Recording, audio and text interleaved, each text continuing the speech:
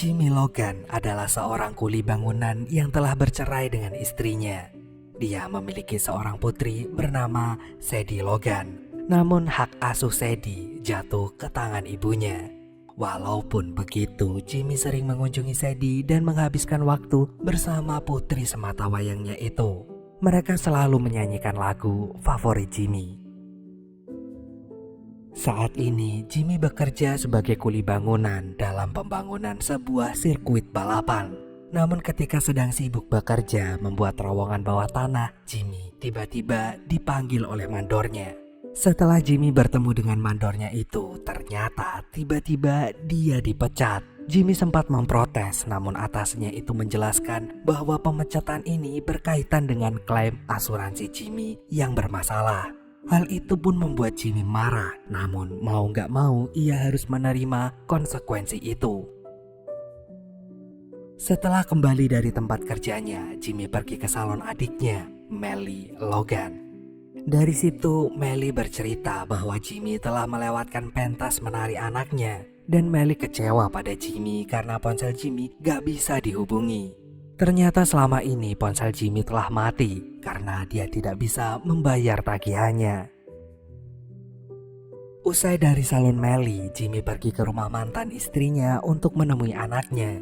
Sebelumnya, Jimmy berniat untuk mengajak anaknya itu membeli es krim. Namun saat itu bertepatan dengan Sadie akan pergi bersama ayah tirinya. Setelah Sadie pergi, mantan istri Jimmy memberitahukan bahwa dia akan pindah bersama keluarga barunya itu. Hal itu menandakan bahwa Sadie juga akan ikut pindah. Dan mendengar berita ini, Jimmy merasa marah. Dia kemudian berniat menyewa pengacara untuk memenangkan hak asuh putrinya itu, agar dia bisa terus bersama Sadie. Akan tetapi berhubung dia baru aja dipecat, Jimmy harus memikirkan cara untuk mendapatkan uang demi menggunakan jasa pengacara. Malam harinya, Jimmy pergi menemui adiknya, Clyde Logan, yang menjadi seorang barista di sebuah bar. Di depan dia bertemu dengan Earl, pelanggan setia bar tersebut. Jimmy berbincang dengan adiknya Clyde dan membahas kesialan keluarga Logan. Clyde memang selalu merasa pesimis dan menganggap keluarga mereka tidak pernah beruntung. Namun akhirnya mereka justru berdebat, membuat Jimmy memilih pergi ke toilet untuk mengurangi rasa kesalnya. Dan saat Jimmy ke toilet, rombongan tim dari perusahaan NASCAR datang. Max sebagai pemilik perusahaan itu terlihat terlalu banyak bicara sampai dia menghina fisik Clyde yang memakai tangan palsu. Akan tetapi Clyde tidak menanggapi hinaan itu. Dia hanya menjalankan tugasnya sebagai barista dan membuatkan minuman pesanan Max. Namun tiba-tiba Jimmy datang. Dia nggak terima mendengar adiknya dihina oleh orang asing. Apalagi tangan Clyde diamputasi karena dia pernah bertugas sebagai tentara di Irak. Dan tanpa ragu dia pun langsung meninju orang sombong itu. Saat Jimmy sibuk adu jotos dengan Mike, Clyde diam-diam keluar dari bar, kemudian membakar mobil Max. Tindakan Clyde ini membuat mobil Max membunyikan alarm otomatisnya, sehingga Max pun menghentikan pertengkarannya dengan Jimmy dan langsung berlari ke tempat parkir. Melihat itu, Max pun langsung marah. Jimmy kemudian menyusul dari dalam bar, lalu meneriakkan bunga kol kepada Clyde. Bunga kol adalah kode dari Jimmy untuk melakukan tindak kriminal. Ternyata tindakan kriminal yang dimaksudkan oleh Jimmy adalah rencananya untuk merampok berangkas uang milik perusahaan NASCAR yang tersimpan di bawah sirkuit Charlotte. Jimmy pun menjelaskan bahwa sirkuit ini memiliki sistem perputaran uang yang unik. Ketika musim balapan tiba, segala bentuk transaksi yang menggunakan uang akan dikirim melalui pipa bawah tanah menuju ke brankas utama. Jimmy mengetahui letak pipa ini saat dia masih bekerja sebagai kuli bangunan di sana.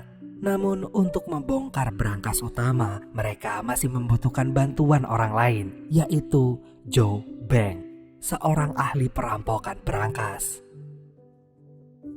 Keesokan harinya, Jimmy dan Clyde menemui Joe di penjara. Saat ini, Joe Bank sedang dipenjara dengan sisa masa tahanan 5 bulan lagi. Maka dari itu, Jimmy dan Clyde memberinya tawaran pekerjaan ini. Namun, Joe menolak.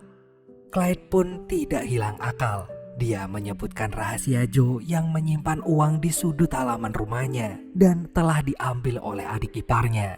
Alasan ini membuat Joe tertarik, apalagi ketika Jimmy menyebutkan bahwa berangkas yang akan mereka rampok nilainya lebih dari uang simpanan Joe, sebanyak $97.000 atau senilai 1,5 miliar rupiah. Namun Joe gak ingin bekerja sendiri. Dia meminta bantuan kedua adiknya untuk melancarkan aksi ini. Setelah menemui Joe, Logan bersaudara ini menemui kedua adik Joe. Mereka bilang mereka butuh bantuan. Namun adik Joe mengatakan bahwa jika bukan alasan moral, mereka tidak mau membantu karena mereka sudah bertobat. Lalu Clyde menceritakan Melly yang pernah dilecehkan oleh asisten manajernya saat bekerja di sana. Dan cerita ini akhirnya membuat adik-adiknya Joe setuju untuk bergabung. Keesokan harinya, Clyde pun menjalankan tugasnya untuk menabrakkan mobil ke minimarket, sehingga dia diputuskan bersalah kemudian divonis hukuman penjara selama 90 hari. Padahal alasan sesungguhnya Clyde masuk penjara adalah supaya bisa membantu Joe kabur dari sana tanpa ketahuan. Beberapa hari kemudian, seperti biasa, Jimmy menghabiskan waktu bersama Sadie. Lalu tanpa sengaja dia bertemu dengan Sylvia. Sylvia adalah dokter keliling yang bergerak untuk kemanusiaan. Dan ternyata dia merupakan adik kelas Jimmy saat SMA. Sylvia bercerita bahwa selama dia menjalankan misi kemanusiaannya ini, dia sering kekurangan uang untuk membeli kebutuhan medis. Hal ini membuat Jimmy tersentuh dan berniat untuk memberikan bantuan kepada Sylvia. Malam harinya, Melly menyiapkan banyak serangga berwarna. Serangga ini merupakan salah satu strategi Melly untuk mencari tahu di mana letak bank yang menjadi berangkas utama yang terhubung dengan pipa bawah tanah. Esok harinya, giliran kedua adik Joe yang berbelanja untuk kebutuhan misi. Selain itu, mereka juga mengambil getah dari hutan sebagai bahan peledak sesuai dengan pesanan Joe, si ahli peretas berangkas. Anjay. Kemudian tugas Jimmy adalah mencuri denah konstruksi pembangunan yang ada di kantor lamanya.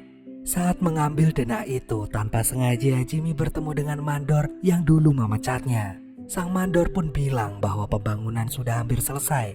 Bahkan ada beberapa titik yang telah ditutup. Namun masih ada beberapa kuli yang ada di sana, bertugas untuk memastikan bahwa renovasi sirkuit tidak mengganggu kompetisi balap mobil NASCAR. Berita dari mandor ini tidak mengubah rencana Jimmy secara keseluruhan. Dia hanya mengganti jadwal pelaksanaan misi mereka 1 minggu lebih cepat dari rencana. Setelah itu, Jimmy memberitahu Clyde yang ada di penjara agar adiknya bisa menyiapkan strategi keluar dari penjara bersama Joe. Selain memberitahu Clyde, Jimmy juga menceritakan perubahan jadwal ini kepada Melly. Melly pun bergerak cepat. Dia berencana memesan kue ulang tahun untuk melaksanakan misi selanjutnya. Pesanan kue dari Melly ini dikirim keesokan harinya. Melly sengaja mengirimkan kue ini untuk seorang bernama Glima. Namun kue itu dikirim secara anonim alias tanpa nama. Glima adalah salah satu pegawai yang bertanggung jawab dengan berangkas utama perusahaan NASCAR.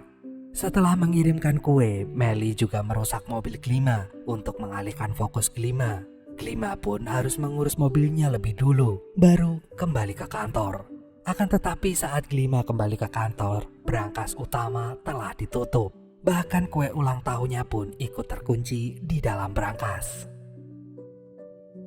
Keesokan harinya, Glima masuk ke kantor seperti biasa. Namun saat berangkas terbuka, betapa kagetnya Glima bahwa kue ulang tahunnya kemarin muncul banyak serangga. Oleh karena itu, pihak bank menelpon pembasmi serangga, yaitu dari Bank Bersaudara. Bank Bersaudara pun menuju ke berangkas utama, kemudian memberi kabar kepada Jimmy bahwa strategi Melly berhasil. Kemunculan serangga berwarna pink ke berangkas utama, membuktikan bahwa pipa dari sirkuit Charlotte terhubung ke bank tersebut. Di dalam penjara, Joe Bank juga mulai merencanakan cara kaburnya. Dia meminta bantuan salah satu napi bernama Naman untuk membuat kerusuhan bersama napi lain agar perhatian sipir bisa teralihkan sehingga Joe bisa pergi dari sana tanpa tertangkap. Esok paginya, Joe dan Clyde pun mulai menjalankan misi dari peran dan posisinya masing-masing. Awalnya, Joe sama seperti para napi lain, yaitu keluar dari sel kemudian sarapan. Akan tetapi saat kepala sipir sedang keliling untuk mengawasi para napi, tiba-tiba Joe memuntahkan makanannya. Kepala sipir pun langsung marah dan memerintahkan anak buahnya untuk membawa Joe ke rumah sakit penjara. Saat di rumah sakit, Joe sempat berbicara dengan suster. Sang suster meminta Joe untuk beristirahat total, lalu Joe izin pergi ke toilet. Sebelumnya, suster itu gak mengizinkan dan menawarkan pispot. Namun di depan kamar, Joe ada Clyde yang sedang berpura-pura ngepel. Kemudian menawarkan diri untuk mengantar Joe ke toilet. Akhirnya suster itu pun mengizinkan Joe keluar dari kamar rawat bersama Clyde. Dan setelah sampai di toilet, Joe membuka celah yang terhubung dengan bagian belakang penjara. Mereka kabur dari sana dan menuju garasi. Saat sampai di garasi, Joe dan Clyde lantas menyelinap ke bawah mobil tahanan yang biasa pergi ke pom bensin. Begitu sampai di pom bensin, Joe dan Clyde keluar dari persembunyiannya. Kemudian dijemput oleh Melly yang sudah menunggu mereka menuju sirkuit Charlotte. Sementara itu di penjara, Naman juga mulai aksinya. Dia pura-pura bertengkar dengan napi lain sehingga terjadi kekacauan. Kekacauan ini membuat kepala sipir mengunci semua pintu yang ada di penjara. Dia mengurung para napi di ruang makan. Dia tidak ingin melaporkan kejadian ini pada atasannya karena dia tidak ingin dicap gak becus sebagai kepala sipir.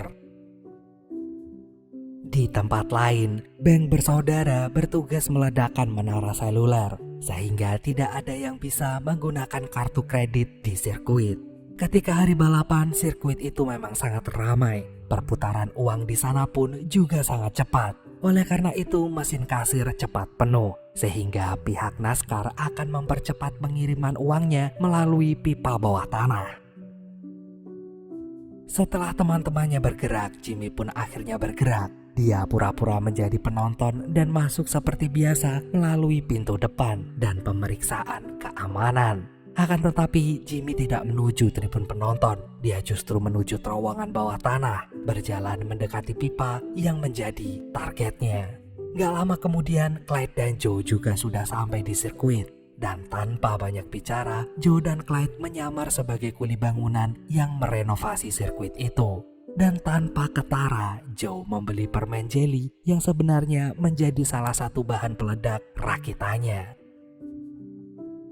Dalam balapan ini, tim NASCAR memiliki pembalap andalan yang bernama Dayton. Dayton adalah atlet yang sangat menjaga kebugaran fisiknya karena ia meyakini bahwa menjadi pembalap bukan semata-mata hanya karena kehebatan mesin mobilnya. Oleh karena itu, Dayton sangat memperhitungkan asupan nutrisi melalui makanan dan minuman yang masuk ke tubuhnya. Akan tetapi saat menjelang pertandingan, Max sebagai bos NASCAR mendatangi Dayton dan memintanya untuk minum minuman energi. Sebelumnya Dayton menolak karena dia tidak ingin makan dan minum sembarangan. Namun Max terus memaksanya, apalagi dia sedang berada di hadapan wartawan. Dan minuman itu adalah salah satu sponsor utama mereka. Dan akhirnya Dayton pun mengalah. Ia meminum minuman itu agar Max berhenti bicara.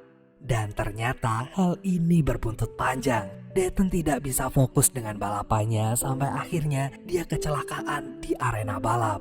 Gara-gara ini Dayton menyalahkan minuman energinya dan tentu saja ia marah besar kepada Max. Kembali lagi dengan Joe dan Clyde. Mereka berdua berjalan menuju ke terowongan. Namun untuk menuju terowongan itu mereka harus melewati jalur pembuangan, baru kemudian tiba di bawah tanah. Setelah sampai di bawah tanah, mereka bergerak menuju pipa yang ternyata sudah ditunggu oleh Jimmy. Melihat Jimmy sudah ada di sana, Joe kemudian menyiapkan bahan ledakannya yang benar-benar sederhana. Awalnya Jimmy dan Clyde tidak percaya dan merasa kalau Joe hanya main-main. Oleh karena itu, Joe harus menjelaskan lebih dulu tentang bahan-bahan kimia ini. Baru mereka sepakat untuk meledakannya. Gak lama kemudian Joe memasukkan peledaknya ke pipa. Lalu dan setelah ledakan itu, uang pun mulai tersedot dari pipa brankas menuju tempat mereka. Jimmy dan teman-temannya pun mengumpulkan uang-uang ini dan memasukkannya ke dalam kantong plastik sampah untuk dibawa keluar terowongan tanpa dicurigai oleh siapapun. Ledakan dari pipa ini ternyata menimbulkan asap sampai ke restoran sirkuit. Melihat hal ini, pegawai restoran pun melaporkannya pada pihak keamanan. Gak lama setelah menerima laporan itu, petugas keamanan berjalan menuju terowongan untuk memeriksa hal yang telah terjadi. Dan benar saja, tanpa diduga, petugas keamanan bertemu dengan Joe bersaudara yang terlihat sedang mengangkut tumpukan sampah. Petugas itu bertanya apakah mereka mencium aroma terbakar. Namun tentu saja Beng bersaudara ini tidak menjawab. Mereka justru mengaku bahwa indera penciumannya sudah rusak sejak kecil. Akan tetapi petugas keamanan mempercayai hal itu, lalu membiarkan Beng bersaudara melanjutkan pekerjaannya. Beng bersaudara pun terus menyetir keluar terowongan. Namun sayangnya saat mereka berada di gerbang terakhir, gerbangnya macet. Dua petugas keamanan yang sedang memeriksa terowongan akhirnya menemukan asap dari balik pintu. Dan saat mereka membuka pintu itu, ternyata ada orang rokok, dan itu adalah Earl. Earl bertugas mengalihkan perhatian petugas ketika Jimmy dan Joe membantu Beng bersaudara membuka gerbang pembuangan sampah yang susah dibuka. Gak lama kemudian, Jimmy yang baru saja datang berhasil membuka gerbang itu. Setelah itu, Beng bersaudara dapat melanjutkan pekerjaannya, mengangkut kantong sampah yang berisi uang keluar terowongan. Dan setelah misinya berhasil, Clyde dan Joe harus segera kembali ke penjara. Mereka berjalan keluar dari terowongan. Sayangnya di tengah perjalanan, Clyde dan Joe bertemu Dayton dan Max yang sedang bertengkar. Max terkejut sempat mengenali Clyde, namun Clyde segera pergi dari sana. Di dalam penjara, para napi membakar dapur sampai terdengar alarm kebakaran. Oleh karena itu, pemadam kebakaran pun segera datang. Namun ternyata yang ada di mobil pemadam kebakaran itu adalah kendaraan yang digunakan Clyde dan juga Joe untuk kembali ke penjara tanpa ketahuan. Selain itu, dengan adanya peristiwa kebakaran ini, kepala sipir akhirnya membuka akses pintu di dalam penjara. Dan saat suster datang memeriksa, Joe sudah berada di kamarnya dan mengaku kalau dia tersiksa karena pintunya terkunci. Joe pura-pura tidak tahu tentang insiden yang terjadi di dalam penjara. Anjay, keren. Setelah misi selesai dilaksanakan, Jimmy membuang seluruh penyamarannya, kemudian menuju tempat pementasan anaknya. Sore ini, Sadie akan tampil menyanyi. Dia menunggu ayahnya dan juga Melly, namun mereka belum datang juga. Akan tetapi, gak lama kemudian Melly datang dan dia pun langsung merias keponakannya itu. Setelah dirias oleh Melly, Sadie dipanggil ke panggung. Bertepatan dengan itu, ayahnya datang. Dan itu membuat Sadie tersenyum. Gadis itu ternyata tampil menyanyikan lagu favorit ayahnya. Lagu itu ternyata membuat seluruh penonton bernyanyi dan suasana pun berubah menjadi penuh haru.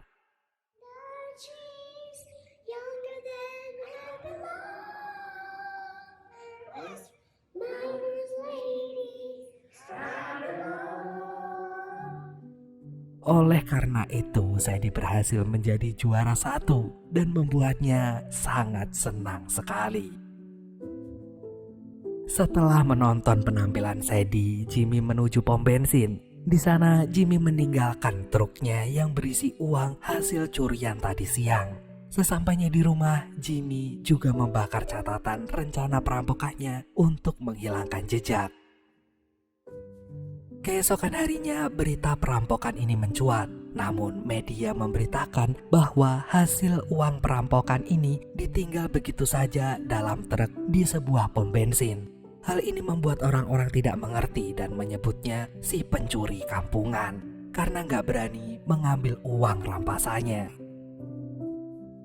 Pencurian ini kemudian diselidiki oleh agen FBI. Mereka mencari saksi dan bukti dari kasus ini. Salah satu orang yang bersedia menjadi saksi adalah Max. Dia berusaha memberikan keterangan, namun kesaksiannya diragukan.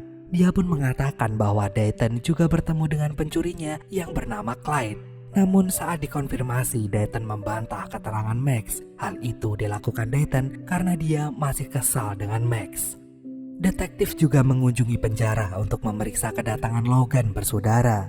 Namun kepala sipir membantah karena pada saat hari kejadian, Joe sedang berada di rumah sakit dan saat itu memang ada insiden kebakaran dapur yang dianggapnya sebagai peristiwa biasa. Jadi tidak ada yang mencurigakan. Setelah beberapa hari melakukan penyelidikan, detektif tidak menemukan jejak apapun dari Jimmy Logan. Ponsel Jimmy sudah terputus selama 3 bulan dan hari itu Jimmy diketahui sedang menonton pementasan anaknya. Esok harinya Clyde bebas dari penjara. Dia dijemput oleh Melly dan sesampainya di rumah dia diberi kejutan berupa koper yang berisi penuh dengan uang dari Jimmy. Tak lama kemudian Joe keluar dari penjara. Dia mendengar kabar bahwa uang hasil curian mereka ditinggal di pom bensin. Dia pun menemui Clyde menanyakan keberadaan Jimmy.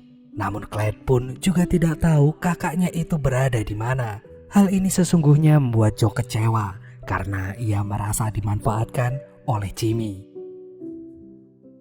Keesokan harinya, Joe tengah bersantai di rumah. Namun tiba-tiba ada seseorang yang mengetuk pintu rumahnya. Akan tetapi saat Joe membuka pintu, tidak ada orang di sana. Joe hanya menemukan sekop yang tergeletak di teras. Joe kemudian mengikuti instingnya. Dia menggali halaman rumahnya dan menemukan bungkusan uang yang merupakan hasil rampasannya bersama Jimmy.